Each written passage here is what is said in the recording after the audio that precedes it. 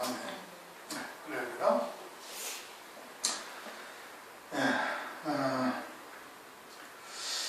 말씀에 들어가기 전에 먼저 잠깐 드릴 말씀이 여러분들이 예배를 나올 때 좀 일찍들 나오세요. 다 같이 사정이 있고 뭐 일이 있어서 그렇겠지만 특별히 이제 연말이고 연시고 우리가 신앙을 한 해를 돌아보고 또 새해를 맞이하고 이러는데 예배를 타성에 젖어서 드리시면 절대 안 돼. 그러면은 그 하나님께서 이루고자 하시는 뜻을 이루는데 자꾸 걸려서 그 연단이나 고난을 또 스스로 자초하는 일이 돼요.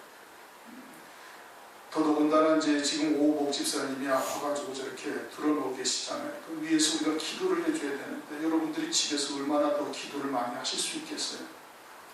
교회 나와서 찬양 드리기 전에 미리 나와서 기도하고 간절히 기도하고 그리고 말씀을 듣고 특별히 아가서는 이게 어려운 말씀이잖아요. 그렇죠? 이렇게 기도하고 성령에 의지하지 않고는 하나님의 말씀 이거 듣기가 참 어려운 겁니다. 저도 이거를 오늘 이 세 절을 갖다가 해석을 하는데 하루 종일 걸린 거예요. 그런데 여러분 그저 한 20-30분 들어가지고 그 말씀이 다 깨달아지겠습니까? 그러지가 않거든요. 그러니까 특별히 어려운 말씀들을 들을 때는 그럴 때는 더 많이 기도하시고 집에서 말씀도 보시고 또 나와서도 또 우리가 연말 참 한 해를 결산하고 새해를 맞이하고 이래야 근데 더 기도하고 이러셔야 되는 겁니다. 이 사람이 하나님께서 무언가 주시고자 하는데 그 받을 그릇이 안 되어 있으면 하나님께서 그걸 흔드신다니까요. 굳이 그렇게까지 우리가 이 마지막 때라는 거 잘 알면서도 그렇게 가야 할 필요가 하나도 없는 거예요. 그냥 열심히 주님의 말씀을 순종해서 곧장 가도 그래도 우리 가는 길이 가시밭길이고 그 광야길과 같은 길인데 굳이 거기서 또 꾀를 부리다가 엉뚱한 곳까지 다시 왔다 갔다 헤매면서 다녀야 할 필요가 없어요. 여러분. 그러면 여러분들만 고난인 거예요. 그러니까 예배 드리는 시간이면 가능하시면 더 일찍 나와가지고 기도하시고 그리고 하나님 앞에 전심으로 찬양을 드리고 그리고 말씀을 들어야 그래도 그 말씀이 내게 다 들리지 않습니다. 여러분. 뭐 들으면 또 금방 또 알아서 이해하는 것 같아요. 지금 마태복음이나 또 창세기나 이런 것은 우리가 이전에 다 한 번씩 했던 말씀들이라 들으면 금방 이해되는 것 같죠. 아는 것과 그 말씀이 내게 생명이 되어져서 말씀과 하나가 되어지는 것하고는 하늘과 땅 차이예요. 그 말씀이 내게 생명이 되기까지에는 그 또 가야 할 길이 또 있는 거예요. 먼저는 하나님의 말씀이 내게 깨달아져야지. 지식의 그런 은혜가 내게 임하여야지. 그러나 그 말씀과 우리의 마음이 늘 갈등을 일으키고 있거든요. 그 갈등이 하나님의 말씀 앞에 딱 굴복이 되기까지는 그게 시간이 걸리고 과정이 필요한 거예요. 그게 안 되니까 연단하고 광야길을 걷게 하셔서 하나님의 말씀으로 사는지의 여부를 하나님은 확인하시는 것 아니겠습니까?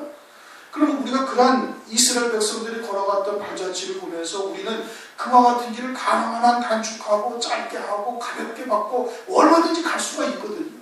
그런데도 굳이 또 똑같이 반복을 해요. 대부분의 그리스도인들이 다 똑같아요. 또 똑같이 반복을 해요. 그들이 걸어가서 짚어버려가지고 그 많은 매를 얻어맞고 그리고 돌이켰는데 우리는 그걸 알면서도 또 그 길로 또 가는 것이 우리의 습성이에요.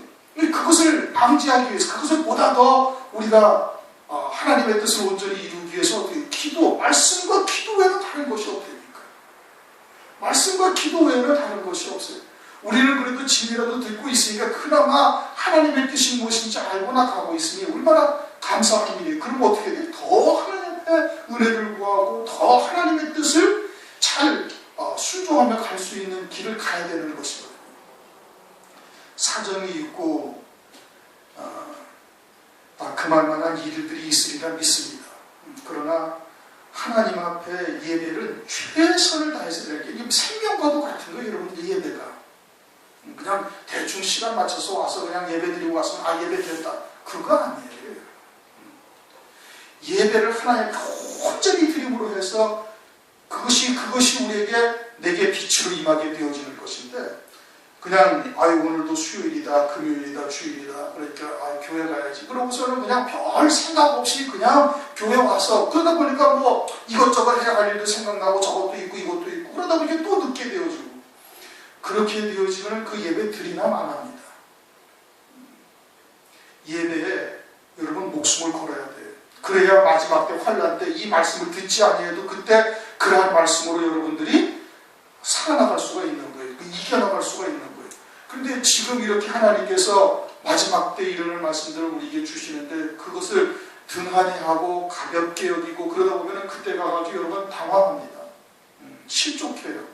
그러지 않으면 환난을 그대로 다 겪어야 되는 한때 두때 반때를 다 겪어야 할 수도 있게 되어진다. 또 뭐하러 그렇게 고난을 미리 또 겪을 필요가 뭐 있어요. 지금 당하는 것도 힘겨운데 지금 당하는 것도 힘겨운데 그때까지 가가지고 또 뭐하러 환난을 또 겪어야 되냐. 안 겪고 넉넉하게 이기면서 주님으로부터 칭찬받는 길이 얼마든지 있는데 연말연시의 신앙을 더 스스로를 다잡고 하나님 앞에 믿음이 결단을 하고 그러고도 가도 또 2, 3월 지나면 또 마음이 해이해지고 그러거든요. 그런데 연말 연초부터 그렇게 그냥 흐리멍텅해버리면 그 한 해 그냥 지나가버려요. 여러분 금년 한 해 얼마나 금방 지나가 버렸어요. 송구영신 예배 드린 지가 며칠 전 같은데 몇 주 전 같은데 벌써 송구영신 드릴 날이 내일 모레예요.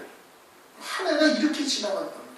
그러니까 그 사이에 예배를 갖다가 우리가 전심전력으로 드려서 그러면 그 한 해 동안에 우리의 믿음이 자라고 그 한 해가 끝날 때쯤 되면 자기의 신앙이 많이 자랐음을 볼 수가 있는데 그냥 어영부영 대충대충 그냥 습관에 젖어서 이러다 보면 한 해 지나도 남는 게 하나도 없는 거예요.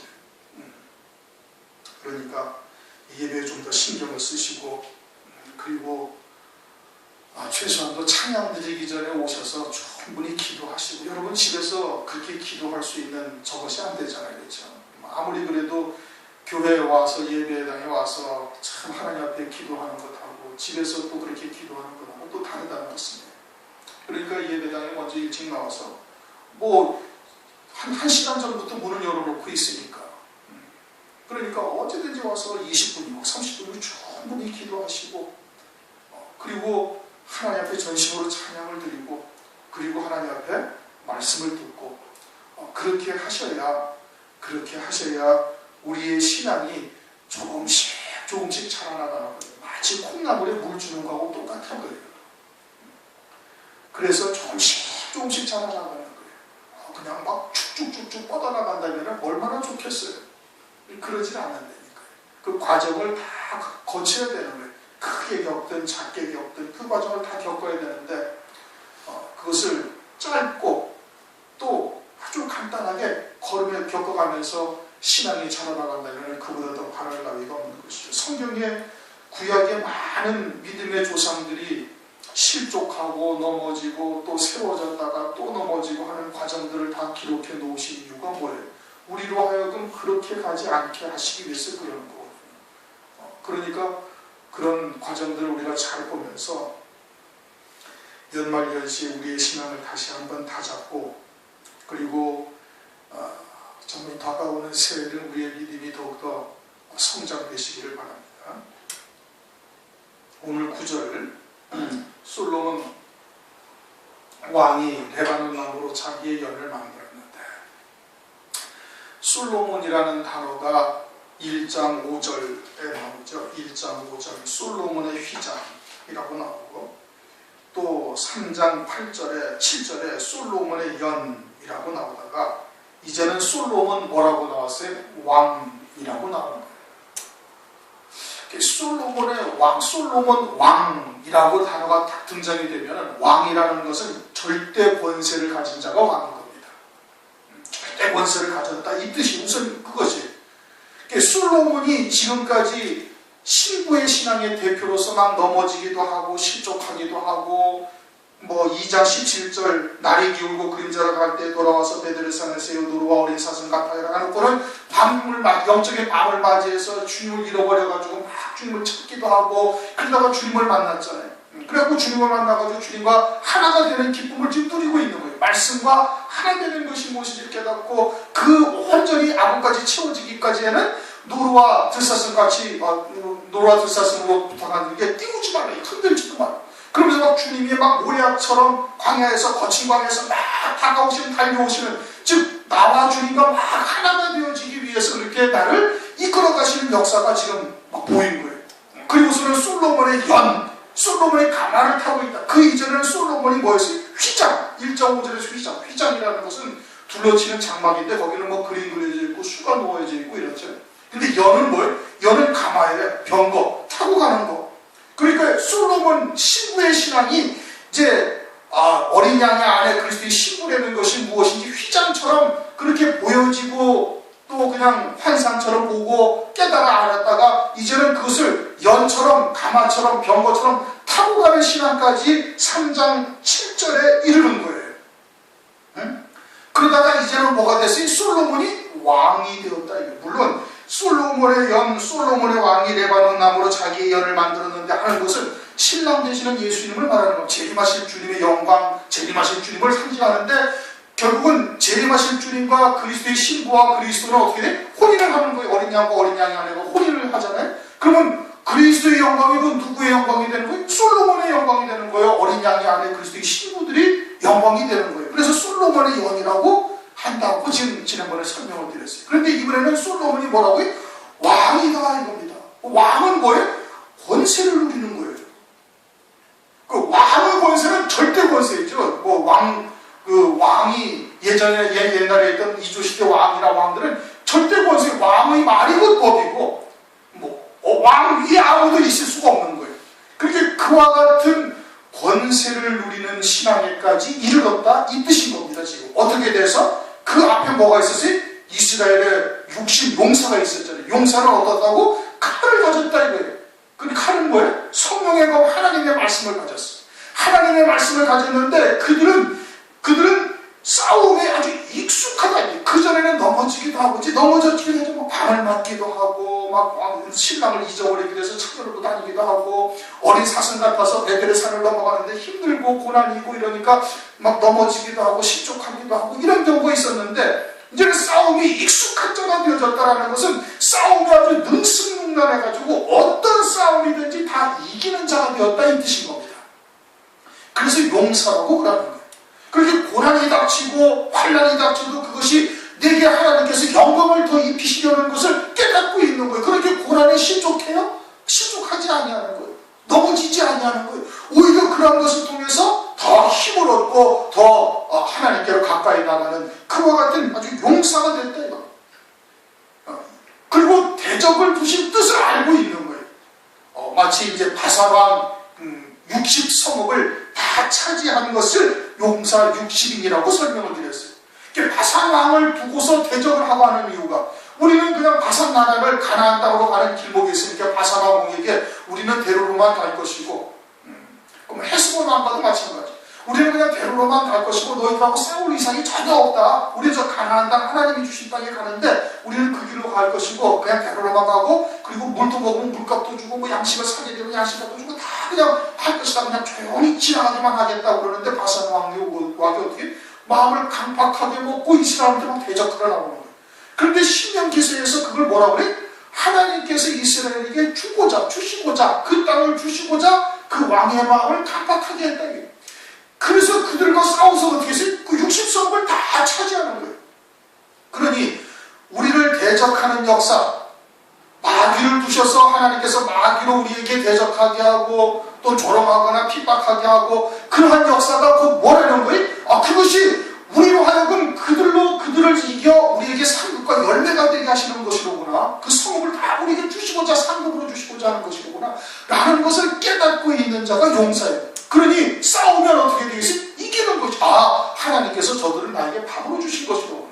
대적하는 자가 있고 핍박하는 자가 있고 때로는 마귀가 어떤 하수인들을 통해서 우리에게 고난을 주고 올무를 벌려놓고 고통을 당하게 하고 그러면 하나님께서 이것으로 하여금 우리가 실족하고 넘어지고 그냥 고생하다가 고통당하다가 그것으로 끝나게 하는 것이 아니라 이것이 우리를 어떻게 하는 것이다? 우리를 이기게 해서 우리에게 이게 상급이 되게 하는 것이로구나 하니 그 마귀가 당할 수가 있어요, 없어요? 당할 수가 없는 거예요. 너희는 마귀를 대적하라. 그러면 어떻게 한다? 그러면 피한다 이거예요. 이미 승리할 것을 확실히 깨닫고 마귀를 상대하니 그러면 어떻게 되겠어요? 당연히 이기는 거예요. 그러한 권세를 가진 자가 되었다 이 뜻인 겁니다. 가장 먼저는 우리 교회는 뭐 그것은 기본이잖아요. 산자 되어서 지옥의 권세가 나를 건드리지 못하는 거예요. 지옥 갈까 두려움을 가진 자가 되었으면 그 마귀한테 지고 있는 거예요. 그러니 산자가 되게 하셔서 지옥과는 이제 상관없는 영원한 하늘나라의 영생에 누리게 되어질 백성이 되었다는 것을 깨닫고 있으면 마귀의 권세가 우리를 지옥의 권세로서 이길 수가 있어요, 없어요? 이기지 못하는 것이 그 권세를 가졌다. 더더군다나 은혜의 시대에 악한 자를 두셔가지고 하나님께서 마귀를 이미 심판하셨죠? 지옥의 심판하를 이미 두셨어요. 그는 뭐 그냥 아주 이제 여지없이 지옥으로 떨어질 자예요. 그런데 마귀를 두셔서 오늘날 믿는 자들을 회방하고 대적하고 여러 가지의 고통을 주고 하는 이유는 뭐예요? 그것으로 인해서 하나님의 백성들로 하여금 실족해서 넘어지고 하나님에게서 떨어진 자 되게 하시기 위한 거예요? 아니면 그들을 통해서 우리에게 상급과 영광 또는 믿음을 장성한 번쩍 분량으로 세우시기 위함이에요? 후자가 맞다 이겁니다. 예수 그리스도로 값주고 피 흘려 값주고 사실 하나님의 백성들로 하여금 하나님께서 떨어뜨려가지고는 그냥 지옥의 심판 아래 또는 그냥 음부의 권세 아래 떨어지게 하는 것이 하나님의 뜻이 아니라니까요.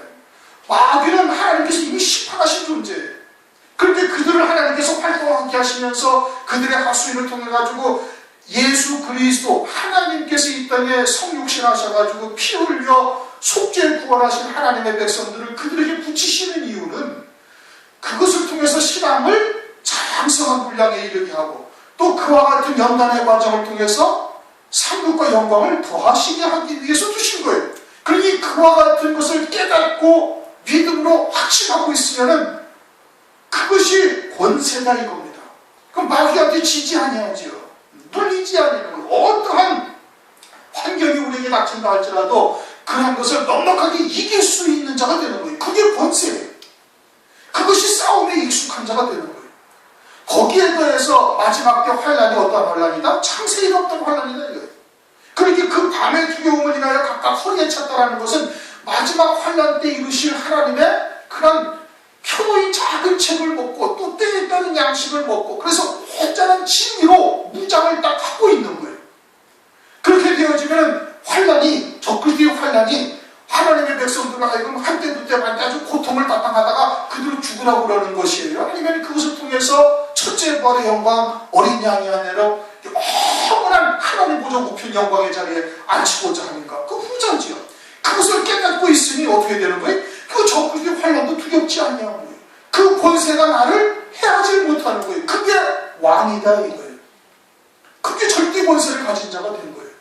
그래서 여기에 이르게 되어지니까 이제 온전한 신부의 신앙에 이르는 자, 즉 그리스도께서 만왕의 왕으로 오실 때 그 만왕 중에 하나로 들어가는 솔로몬 왕이 되었다 이 뜻입니다.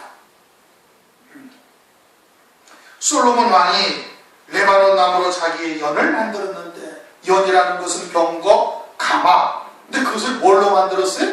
레바논 나무로 만들어요. 레바논에는 뭐가 있어요? 백향목이 있죠. 그것으로 솔로몬이 뭘 지었어요? 성전을 지은 거예요. 그러면은 솔로몬 왕이 레바논 나무로 자기의 연을 만들었다, 자기의 거처, 자기의 가마, 병거를 만들었다라는 것은 무엇을 말하는 거예요? 노아의 방주를 잣나무로만 지었듯이 오직 그 천년왕국, 이 레바논의 백향목이 1000년을 사는 나무라는 거예요.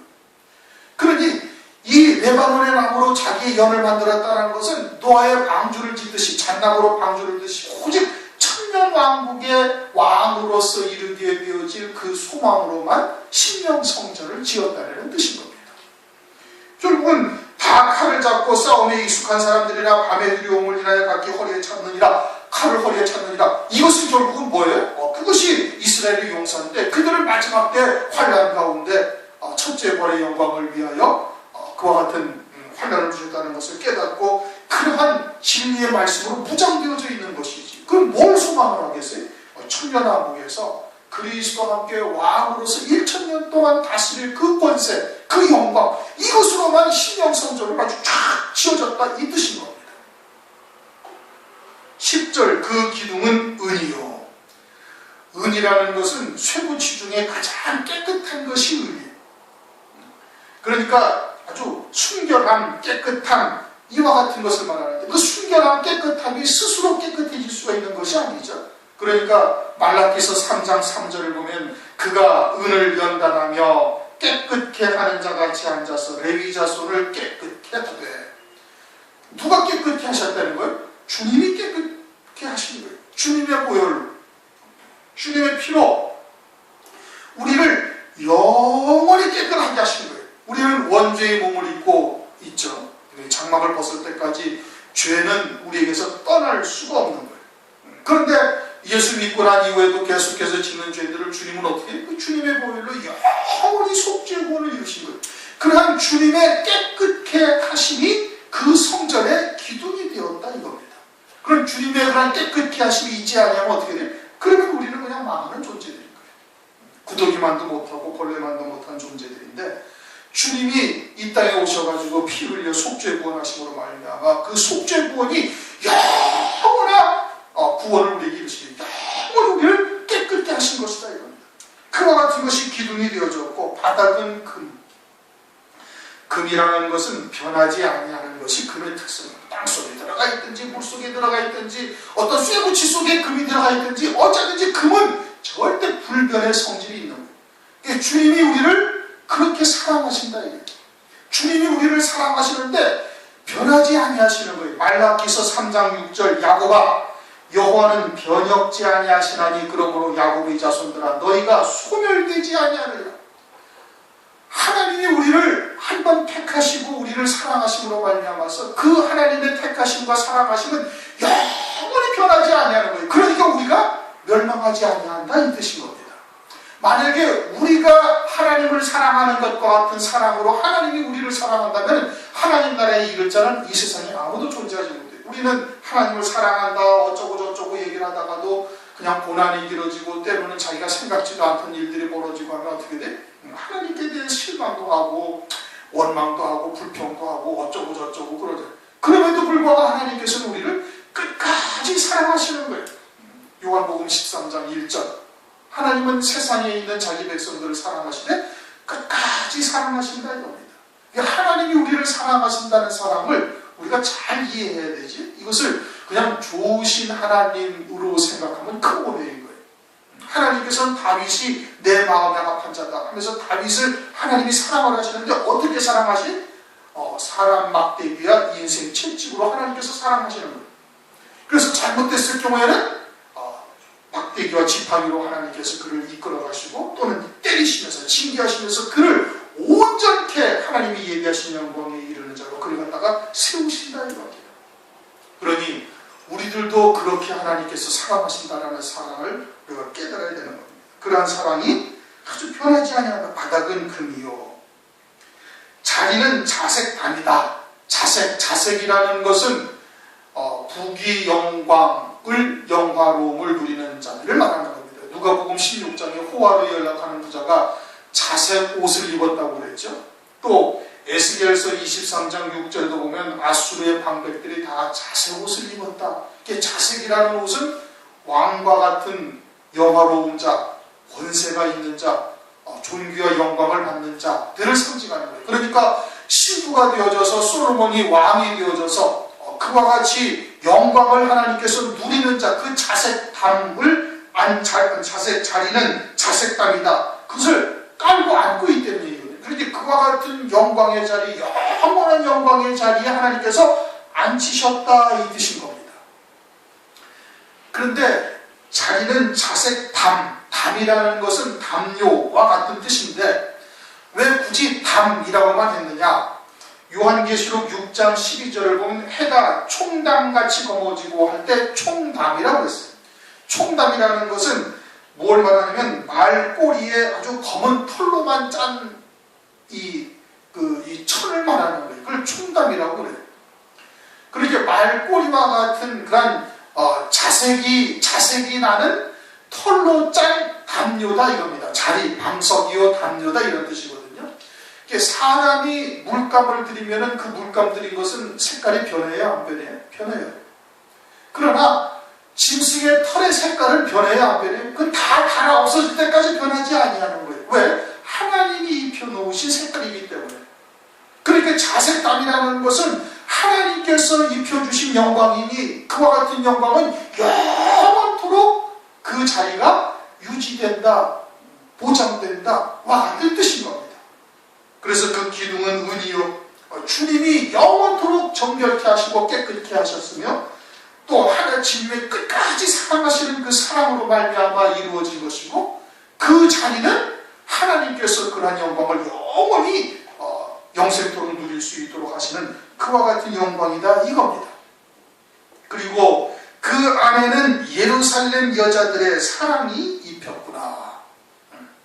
예루살렘 여자들은 1장과 2장에서도 우리가 상고했던 것처럼 율법 아래 사는 자들을 말하는 거예요.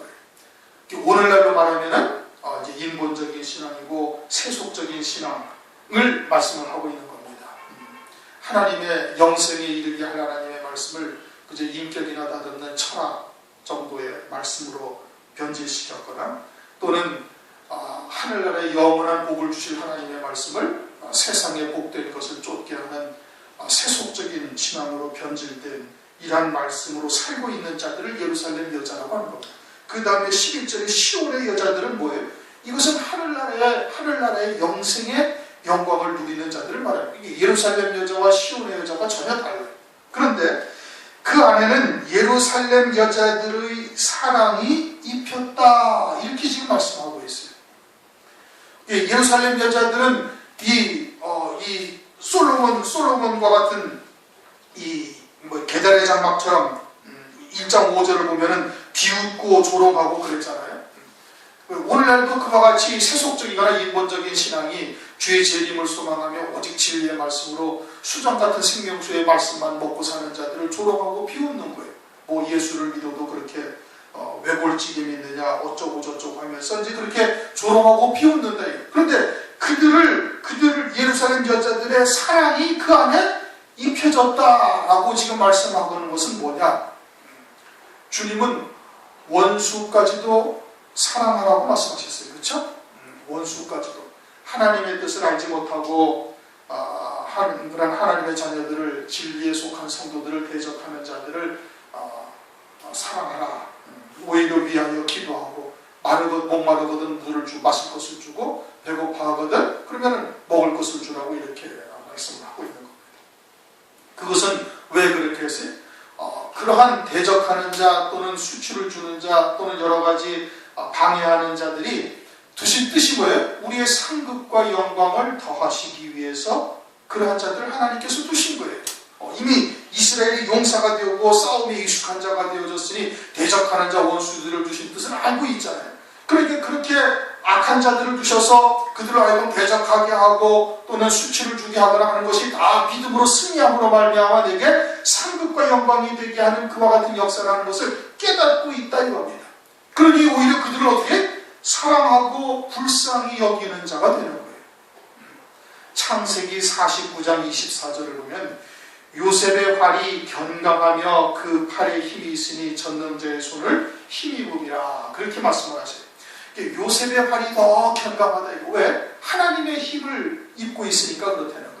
그럼 요셉의 활이 견강하다는 것은 무엇을 말하는가? 그것은 형들이 요셉을 시기하고 미워해서 구덩이나 쳐넣다가 애굽에다 종으로 팔아버려가지고 온갖 고난을 다 겪게 됐지만은 요셉이 형들을 미워하거나 증오하지 않았었습니다. 한 번도 그러하지 않았어요. 그러니까 늘 하나님이 함께 하셨다 이게. 하나님이 함께 하셨다는 것은 내게 보여주신 그 하나님 아버지의 뜻, 즉 자기의 곁단 앞에 그냥 11별이 절을 하고 달까지도 절을 하는 그와 같은, 또는 다른 몇 단이 자기한테 절하는 그와 같은 하나님의 뜻을 이루어가는 것을 위함이로구나 라는 것을 깨닫고 있는 거예요. 그래서 형들을 전혀 미워하거나 그들을 증오하지 않아요. 그래가지고 형들이 나중에 자기한테 아버지가 돌아가신 다음에 혹시 자기들에게 그런 원한을 갚을까 싶어가지고 요셉한테 가서 얘기하니까 요셉이 뭐라고 그래? 나를 여기에 보내신 분은 하나님 아버지시다. 나를 앞서 보내사 그와 같은 기근을 예비해서 당신들을 살리려고 나를 보내신 것이 나는 절대 당신들을 원망하지 않는다. 라고 요셉의 사랑이, 하나님의 사랑으로 그들을 품어박버린 거예요. 그리고 그들을 살리는 일을 한다. 그것이 요셉의 활이 견강한 거예요. 마찬가지로 예루살렘 여자들도 하나님의 자녀들이지만 하나님의 진리가 무엇인지를 깨닫지 못하고 대적하고 핍박하고 조롱하고 한 것을 그들을 불쌍히 여기면서 하나님의 사랑으로 그들을 사랑하고 품고 있는 그러한 사랑이 그 병거 안에 입혀있다 이 뜻인 겁니다. 어렵죠?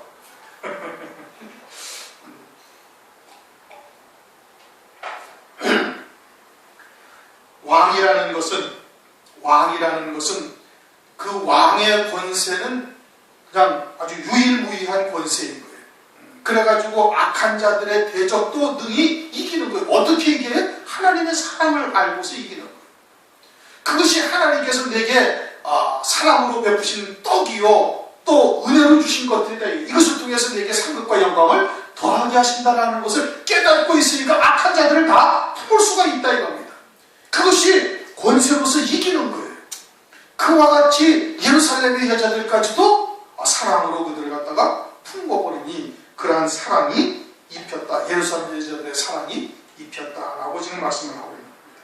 그러면서 시온의 여자들아, 시온의 여자들이라는 것은 예루살렘 여자와는 다른 것이죠. 시온성에 있는 자들. 요한계시록 14장 1절을 보면은 어린 양이 시온성에 섰는데 거기 14만 4천의 종들이 함께 시온성에 서 있다. 그들이 시온의 여자들이고 그들이 장차 솔로몬 왕과 같은 병거를 타고 올 그와 같은 자들이죠. 그들에게 솔로몬의 병거를, 솔로몬의 연을 봐라. 나와서 솔로몬 왕을 봐라. 솔로몬 왕은 그 누구를 말하는 거예요? 재림하실 그리스도를 보는 거예요. 재림하실 그리스도의 영광이 얼마나 큰가 이것을 봐라. 솔로몬 왕은 재림하실 주님이기도 하고 장차 신부가 되어질 성도들을 말하고 있는 것이죠. 왜? 그리스도와 어차피 신부가 되어 그리스도와 그리스도의 신부가 되어져서 혼인을 하게 되어지면 하나가 되어질 것이니까 재림하실 그리스도, 재림하실 주님도 솔로몬 왕이고 그리고 장차 시온의 여자들이 누리게 되어질 영광이 뭐예요? 그와 같이 재림하실 그리스도의 영광과 하나가 되어져서 그 영광을 누리는 자가 되어지니 그 솔로몬 왕의 왕을 봐라 이거예요. 만 왕 중에 하나가 되어져서 만 왕의 왕과 함께 왕으로서 1000년 동안 다스리게 되어질 그 영광과 아울러서 하나님 보좌 우편 24장로의 반열에 서서 금면류관을 쓰는 그와 같은 영광을 그것을 봐라. 그 영광의 힘이 세상을 이기게 하는 것이다 이겁니다. 이거는 이미 우리가 골로새서 1장을 선고할 때 이미 상고했죠. 그 영광의 힘이 모든 능으로 능하게 하시며 오래 참고 기쁨으로 다 견디게 하신다 이겁니다. 그러니 솔로몬 왕을 보라. 혼인날 마음이 기쁠 때에 인생에 있어서 가장 기쁜 날이 혼인하는 날이죠. 그 어린 양의 아내가 되는 날이 가장 기쁜 날이에요. 세상을 이기는 그 힘을, 능력을 거기에서 다 받게 되어지는 것이. 그런데 그렇게 확정되어지는 날이 어떤 날이에요? 순교하는 날이 되는 거예요. 완전히 이제는 어린 양의 아내로서 그리스도의 신부로서 딱 확정되는 것은 뭐예요? 예수의 증거와 하나님의 말씀을 위하여 순교하는 날이 혼인날이 이르는 마음, 혼인날의 영광을 딱 확정시킨 그 날이 되는 거예요. 그러니 그럴 때 그 혼인날 마음이 기쁠 때에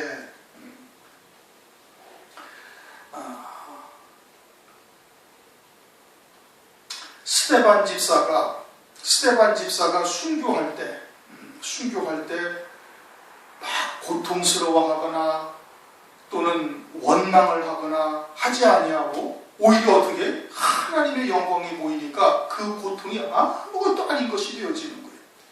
그러게 이 스데반 집사가 순교할 때 지금 뭘 보고 있는 거예요? 솔로몬 왕을 지금 보는 것이고 자기가 누리게 되어질 영광을 보는 것이고 그렇게 순교하는 날이 어린 양의 아내로서 혼인잔치에 참여할 자로 딱 확정되어지는 것이니 그러한 날에 아주 기쁨이 충만하게 되어지는 거예요. 요한계시록에서도 감추인 만나와 새 이름이 새겨진 힌도를 주신다고 그런 거예요. 언제? 그 순교하는 순간 하나님께서 그러한 고통을 능히 이길 수 있는 은혜를 하나님께서 우리에게 베풀어 주시는 것이죠. 그러니까 시온의 여자들아 나와서 솔로몬 왕을 보라. 혼인날 마음이 기쁠 때라는 것은 그와 같은 영광을 바라보면서 그러한 순교하는 날이 그렇게 어린 양이 아내로서 확정되어지는 날이니 그럴 때 기쁠 때에 그 모친의 씌운 면류관이 그 머리에 있구나. 그 왕의 머리에 면류관이 있다 하면서 그것을 모친이 씌웠다고 이렇게 말씀을 하고 있어요. 그 솔로몬 왕은 곧 재림하실 그리스도를 말씀을 하시는데, 그리스도가 이 땅에서 세례 요한의 세례를 받고서부터 성령으로 충만함을 입었죠. 그래서 모든 공생애를 성령으로 사시고 성령으로 열매를 맺으셨으며 성령으로 십자가 위에서 죽임당하시고 성령으로 부활을 하셨어요. 그러니까 그 면류관을 누가 쓰게 하신 거예요? 성령 하나님께서 쓰게 하신 거예요. 그러니까 어머니라는 것은 뭐 누구를 말하는 거예요? 성령 하나님을 의미하시는 것이고, 마찬가지로 오늘날 우리들에게도 예수를 믿는 자들에게 성령을 부어주셔서 성령으로 믿음으로 열매 맺게 하시고 성령으로 그와 같은 자리에까지 이르게 하셔서 부활하게 하시고 이와 같은 영광의 자리에 앉게 하시는 거예요. 그와 같은 면류관을 우리에게 씌워주시는 분이 누구예요? 성령 하나님이신 거예요. 이 어머니라는 것은 성부 하나님이 우리에게 아버지라고 그러듯이 우리에게 그와 같은 모든 것을 이루어 가시는 분이 성령 하나님이시다 이겁니다. 그러니까 모친이 씌운 면류관이라는 모친은 곧 성령 하나님을 의미하시는 것이고, 성령 하나님에 의해서 우리에게 면류관이 씌워지는데, 면류관이 그냥 생명의 면류관만 있는 것이 아니라 요한계시록 6장 2절을 보면 흰말을 탄 자가 나와서 면류관을 받고 또 나가서 이기고 또 이기려고 하더라 그렇게 말씀하고 있어요. 면류관을 받았으면 한 번만 이기면 되잖아요, 그렇죠? 그런데 나가서 이기고 또 이기려고 한다 그렇게 말씀하고 있잖아요. 그러면 면류관을 받았는데 면류관을 받고 또 나가서 이기려고 하는 것은 그냥 생명의 면류관만 받아서 이기는 것이 아니라 더 나가서 의의 면류관이 있고 더 나가서는 영광의 면류관이 있고 더 나가서는 금 면류관이 있는 거예요. 생명의 면류관이라는 것은 이제는 육신의 정과 욕심을 완전히 십자가에 못 박고 영원한 생명으로만 사는 자가 되어졌으니 그 생명의 면류관을 받는 것이고, 의의 면류관은 오직 성령으로 말미암아 하나님의 의의 열매를 맺고 있으니 그 의의 면류관을 받는 것이고, 또 영광의 면류관은 하나님께서 우리에게 고난이나 환난을 통해서 주신 것은 이것은 장차 나에게 하늘나라에 영광을 주시기 위한 것이라는 것을 깨닫고 믿음으로 그것을 승리한 거예요. 왕 같은 권세로서 이긴 자가 되는 거예요. 그래야 영광의 면류관을 받는 거예요. 그 면류관은 그것은 24장로가 받게 되어질 면류관이죠. 장차 환난 날에 주께서 재림하시는 길을 예비하는 종들이 되어져서 그 길을 예비하게 되어진다면 그들이 곧 그 면류관 받는 그와 같은 성도들이 되어지는 거예요. 그러니까 면류관을 받고 나가서 이기고 또 이기려고 하더라. 요한계시록 6장에서 흰 면류관, 흰말 탄 자들이 이제 그러는 겁니다. 그러니까 모친이 씌운 면류관이 그것이 하나뿐만이 아니라 우리가 받게 될 면류관들이 여러 가지가 있음을 말씀하시는 것이고, 면류관이 그 머리에 있구나. 그 머리에 있는 면류관, 그 면류관을 쓴 왕의 영광을 볼 수 있어야 시온의 여자들이 온전한 승리를 이룰 수가 있는 겁니다. 솔로몬 왕과 같은 자리에 이르러서 그러한 권세로서 능히 악한 어둠의 권세들을 이기는 자가 되어야 되는 겁니다. 이제 신부의 신앙에 술람미 여자가 온전히 섰음을 이제 3장까지 이르러서 그렇게 섰음을 지금 이제 말씀을 하고 있는 거예요. 이제 신부의 신앙, 이제 순교의 신앙에 이르렀다 이겁니다. 그러니까 이것이 우리가 하나님의 말씀을 들었다 해서 금방 되는 것이 아니고 지금 1장, 2장 거쳐서 3장까지 왔잖아요. 3장에 이르러야 이제 신부의 신앙에 이르는 거예요. 이제는 더 가면 어디로 가겠어요? 이제 두 증인과 같은 믿음의 자리까지 이제 이르는 것을 이제 뒤에서 이제 이 말씀을 하고 있는 겁니다. 네, 오늘은 솔로몬 왕이 무엇이냐 이걸 잘 생각을 하셔야 돼요. 권세 있는 자다 이기는 자가 되어져야 된다. 어디까지 이기는 자가 되어야 되는 거예요? 악한 자들까지 다 이기는 자요. 오히려 예루살렘 여자들까지 대적하는 자들도 그리스도의 사랑, 진리의 사랑으로 그것을 이길 수 있는 자가 되어야 됩니다. 그래서 그것이 이제 솔로몬이 타는 병거나 가마와 같은 그 안에 이제 그런 것이 다 사랑이 입혀졌다 그렇게 말씀을 하고 있는 겁니다. 그와 같은 믿음의 자리까지 다 이르시기를 주님의 이름으로 축원합니다. 통속을 잠시 기도.